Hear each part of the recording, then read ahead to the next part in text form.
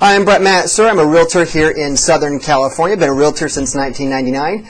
And today's video is about the home buying process in Southern California. It's a 7-step process, and step number 1, this might come as a surprise, but step number 1 is finding a home. Now, finding a home in and of itself is there's a lot of moving parts to it. I'm going to go over that in a different video. For this video, the buyer has already found a home, and they want to proceed further in trying to buy the home. So step 1 is finding the home. Step number two is writing an offer. Now there's 3 parts to writing an offer, and there's miscellaneous terms, but the main 3 parts are number 1, what type of financing, or do you need financing? Is it a cash offer? Types of financing are FHA, conventional financing, VA financing, lease with option to buy, seller financing.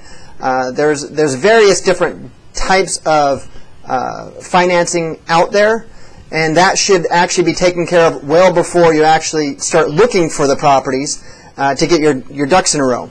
But we have to disclose how we intend to buy the property to the seller. Okay, so that's part number 1. Part number 2, how much earnest money are you going to offer? Now, I'm not really going to go in depth on earnest money. That's another video as well. But earnest money is an amount of money, it's a deposit that the buyer offers to the seller, showing that they're earnest or they're sincere in their offer.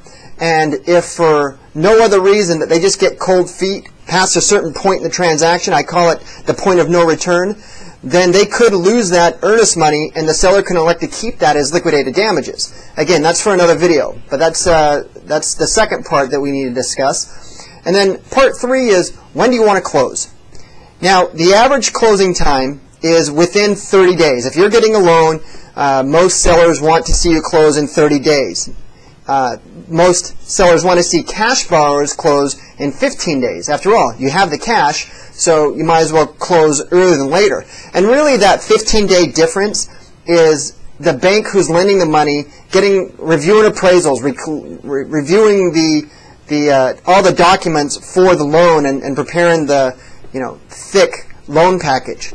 So as the realtor, my job is to write the purchase contract and to get all the disclosures. Just so you know, the average size of a real estate purchase package, all the disclosures and the purchase contract itself, that's not including the loan package, about 100 pages on the average transaction.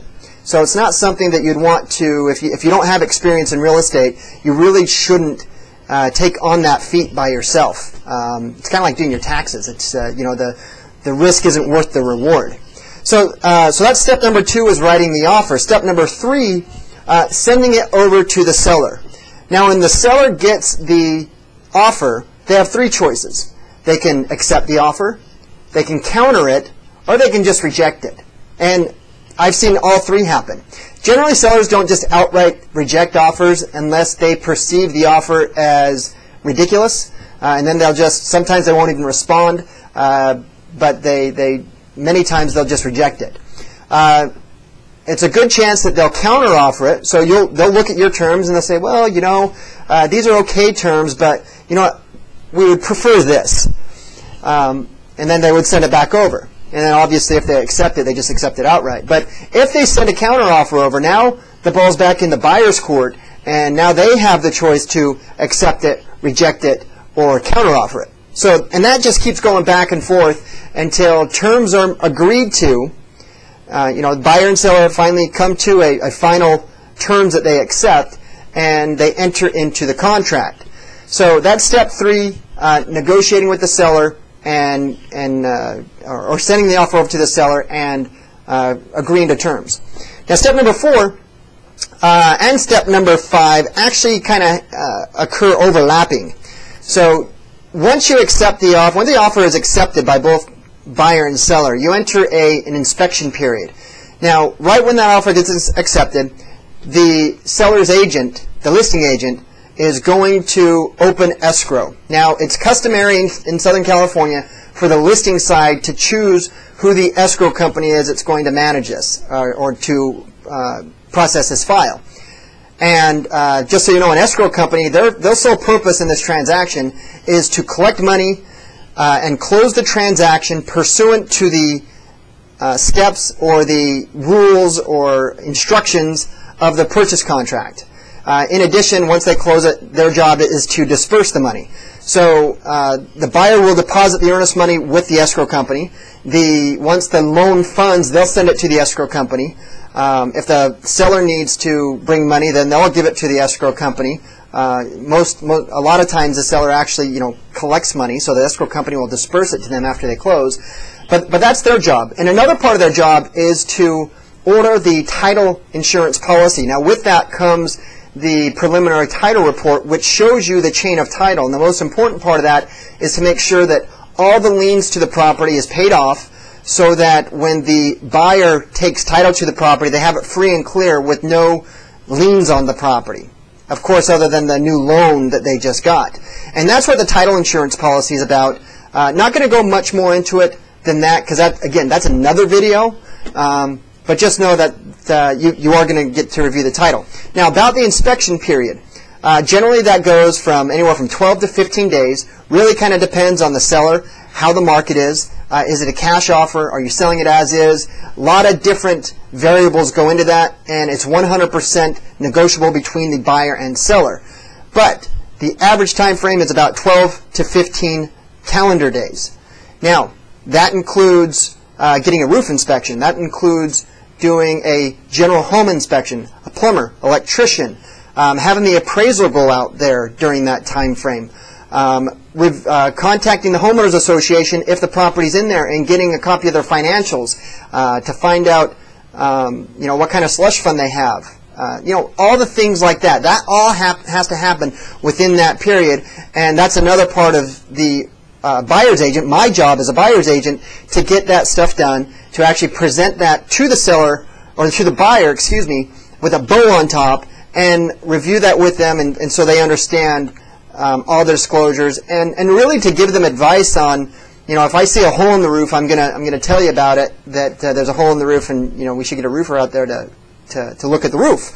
So that's number 4 and 5. They kind of overlap, opening escrow and the inspection period. And then step 6 is after the inspection deadline. So after the inspection deadline, the inspection deadline and your loan denial deadline normally are the same day. And that is the point of no return. That is where if the buyer cancels the transaction after that date, then the buyer could lose their earnest money if, for any reason, that transaction were to fail.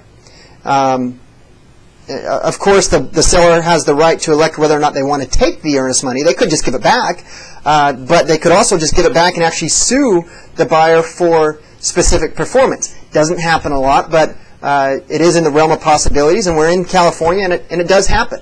So we got to make sure that the buyer, up to the point of no return, the inspection period and the financing period, is 100% confident. Actually, I say 110% confident that they want to go through with the purchase of this property. Now, to get off on a side subject, it's very important that you work with a loan officer that has a track record. Now, your real estate agent, me, if I'm representing the buyer, my job is to represent your best interests. I have a fiduciary responsibility of representing you. So I like to refer the buyers that I work with over to a lender that I've worked with, that I have a track record with, that they have a reputation with me and I with them, and we know how to work with each other. Because there's nothing worse than you going to your real estate agent before that date of no return and asking, hey, is everything okay? Because if it's not, we need to address this. And me coming back to you saying, you know what, everything looks perfect, but I've never worked with this loan officer before, so you know what, that's on you. So I would just recommend at least meeting with the loan officer that I would recommend, or that your real estate agent recommends, because really that's what you have your real estate agent there for, is for their connections and for their knowledge. So that's step number 6. Step number 7 is the day of closing.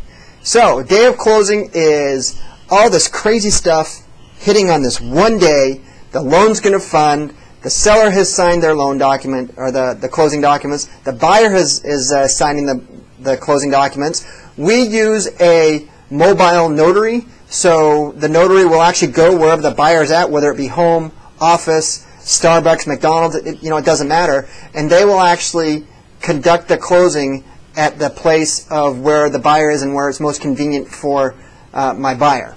But so once that's done, the loan package is sent back off to the lender. The lender reviews it for a final time, and then they give permission to the escrow company to release the funds and to give the title company the permission to record title. So now you're the new owner of the property. So within, it's customary to give the seller 2 days to get their stuff out and move out, but that's it could be as long as a week. If it goes over a few days, you want to have a lease agreement in place, just in case it goes over a week. You have to evict them. Never had to do that, but my job is to dot the I's and cross the T's and make sure that you're good. But it is customary to give the seller 2 days to move out, and then you move in, and that's it. That's the buying process in Southern California. There's a lot that goes into it. I mean, I definitely gave you the buying process in a nutshell, in its most simplistic form. But as a professional realtor, it's my job to make it look simple and to make sure that you're happy and that everything's taken care of. So if you have any questions, if you're looking to buy in Southern California, please give me a call, reach out to me. I'm a realtor that answers their phone most of the time, but I can be reached by phone, by email, by text message, and you can even instant message me on my website at brettmatsura.com. So that's it for the buying process in Southern California. Thanks for watching.